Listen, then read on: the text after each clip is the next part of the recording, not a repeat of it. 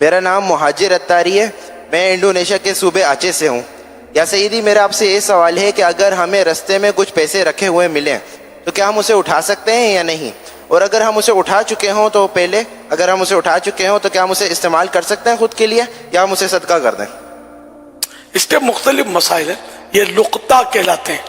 اب اگر اپنے ارادے سے اٹھایا رقم تو اب تو اس کو اعلان کرنا واجب ہو گیا، کمپلسری ہو گیا کہ اس کے مالک کو تلاش کرے، توبہ بھی کرے کہ اس نے اپنے ارادے سے اٹھایا تو یہ ایک غصب کی نیت کی، وہ گناہ گار بھی ہے، یہ توبہ بھی کرے، اس کا مالک کو ڈھونڈے۔ اب مالک کو ڈھونڈا اب ملتا ہی نہیں ہے، اور بالکل یہ نہیں کہ یہ امید ختم ہو گئی کہ اب یہ مجھے اس کا مالک کو ملے گا نہیں۔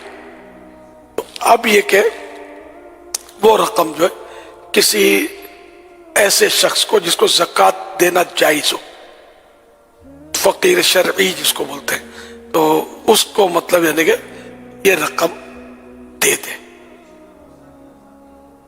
اور اگر اپنی نیت سے نہیں اٹھایا تھا کہ رکھنے کے لیے، ویسے ہی اٹھا لیا، تو اب یہ کہ اگر وہ پیسے خطرے میں نہیں ہے تو واپس چاہے تو وہاں رکھ سکتا ہے اسی جگہ، مگر بہتر یہی ہے کہ اس کا مالک تلاش کرے۔